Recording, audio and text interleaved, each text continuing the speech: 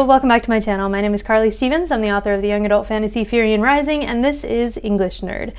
So unless you've been, I don't know, living out far, far in the woods of Russia for the last 6 months, you know that pretty much you are stuck inside because of coronavirus mitigation. I know that I am. My school was shut down, at least for the next 2 weeks. We'll see what happens after that. But anyway, interesting times. We're all kind of stuck inside now, and we're not supposed to be socializing too much, which works out for introverts more than it does for extroverts. But in any case, I wanted to give you 10 soothing bookish activities that you can do at home. Now, a lot of these you can also do with kids, because I know that people with kids are particularly concerned about perhaps the kids getting bored or things like that. So these will largely take people off their phones and get them doing bookish things. Or this could just be for you. So here are 10 soothing bookish things that you can do at home. So number 1, rearrange your bookshelves. In the normal pace of life, we don't have a ton of time to reorganize our bookshelves, especially if you're like me and you have multiple. I have this one, I have that one back there, I have another that you can't see super well. It's there it is. And so rearrange your bookshelves, get a new vibe going, refresh what you have. And maybe as you're doing that, go through and see which books you actually still want and which ones you might want to give away, which leads me to number 2. So if you notice that you have something like an old textbook or encyclopedia or something like that that you really don't want anymore and you kind of doubt that other people will want too, then you can use the pages for blackout poetry.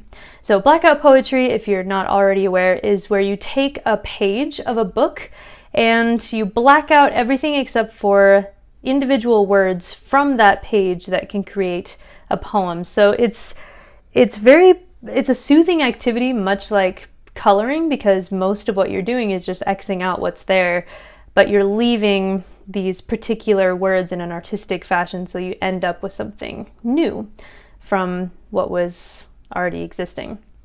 So that's a cool activity as well. Number 3, I would highly, highly recommend that you download an audiobook app.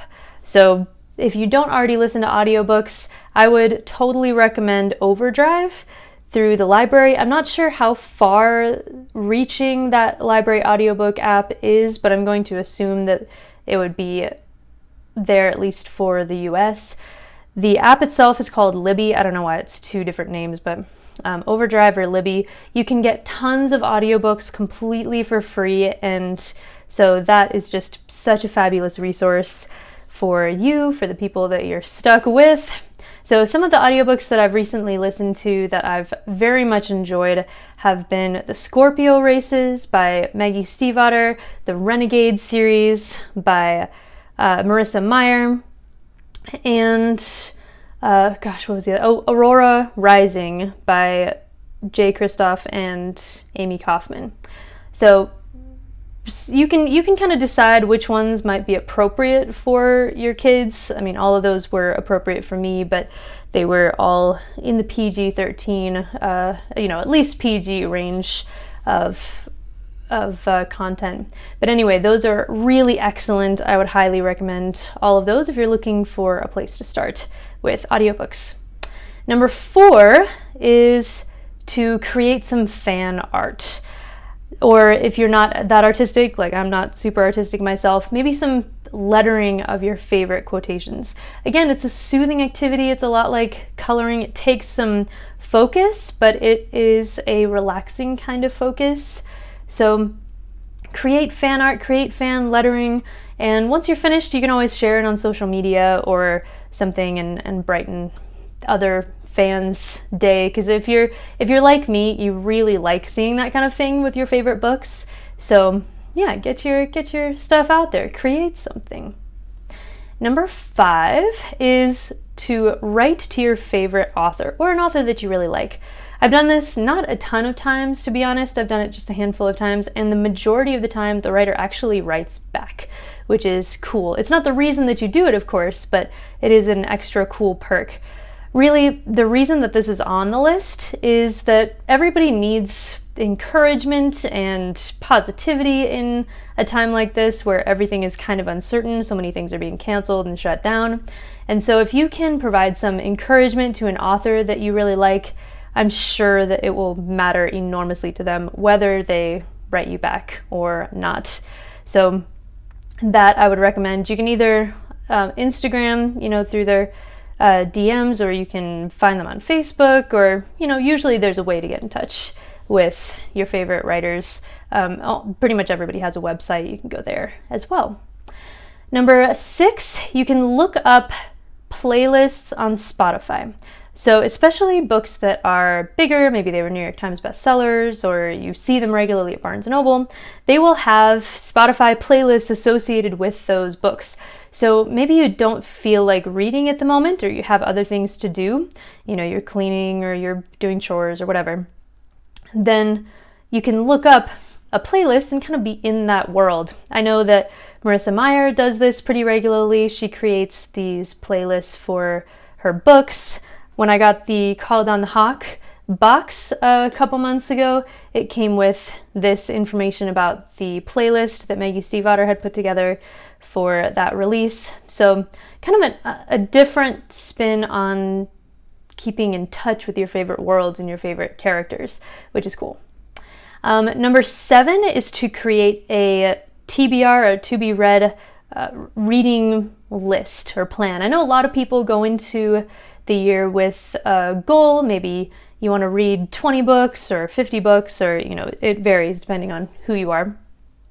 That's great, but if you haven't done that, or if you haven't segmented what kinds of books or put any books on a list specifically that you might want to read, then add those to your Goodreads, or if you're like me, have an actual list written out in a journal or something for books that you would like to read in the future. Now, you're not locked into any list that you make, but it can give you some really good ideas when you're thinking, oh, what should I read next? So you can add new things, look around, find new books to read, and add to your I would like to read this list. Number 8 is to cook a themed meal, or just have a themed item. So for instance, you could have a Redwall feast if you are a parent. Have you ever read the Redwall series by Brian Jacques? They're super cute, and these creatures that are the main characters are always having these massive, just gorgeously described feasts at Redwall Abbey. There's even a cookbook out that gives the recipes, or I have the unofficial Harry Potter cookbook, so you could create a sort of great hall dinner or something like that. Or if you're, a little older, then you could create maybe a Gatsby cocktail or something that's themed. I feel like that adds a little bit of fun to your, what you would be doing normally, making yourself some meals. So yeah, that's a fun one. Brainstorm that. Number 9 is to watch a mini-series or a longer bookish TV series or movie. Again, in our normal busy lives, we don't have a ton of time to watch long things, but now that everybody is pretty much stuck at home, then it's a good time to revisit some of those slow build but really awesome movies and miniseries that maybe we just didn't have the time to watch for a few years. So I'm talking going back to the OG Pride and Prejudice, maybe watching The Hollow Crown, which is Shakespeare. I would seriously recommend Little Dorrit, which is a mini-series about a Dickens book. And I know the title is lame. Dickens was not great at titles. Sorry, I love you. But Little Dorrit with Claire Foy and Matthew Macfadyen it is just incredible. Highly, highly recommend. So if you can get your hands on that, then give that one a shot. And finally, number 10 is just to read, obviously. I wanted most of this list not to be the obvious things, but number 10 has to be actually reading. You have some time, sit down, read a book. So to that end, I have a surprise for you all. Since, again, we're all stuck inside, I know a lot of people are quite stressed about events going on. I'm going to be giving away 3 of my copies of Firian Rising. The second book is coming out in just a few months, so if you're one of the people who doesn't really like to start a series unless you know that there's going to be more coming, there will be more coming. That's one of the things I'm going to be doing, finalizing Into the Unreal over the next couple weeks. But anyway, I'm going to be giving away 3 copies of Firian Rising. All you need to do is join my email list. The link is below. I only email about once a month, and I give you inside looks into the book. I do a ton of giveaways. It's one of the best email lists I think that you can be on. It's pretty fantastic. But anyway, if you sign up for the email list and reply to that first email that you get, or if you're already on the list, just reply to one of the emails directly. It'll get to me, and the first 3 people to respond with an interest in getting a free copy of Firian Rising sent to your house in the US. Unfortunately, this has to be just the US, otherwise it gets too expensive for me. But if you're in the US and you are one of the first 3 to respond to one of those emails directly, then I will send you a copy of Firian Rising. And hopefully you'll like it. Hopefully it'll brighten your day. I think you will. It is a lot like Kiss of Deception or Shadow and Bone. It has that kind of feel if you haven't read it already. So anyway, I hope that you have a good life, be of good cheer. Subscribe if you haven't already to this channel, and I will see you next Monday. Bye.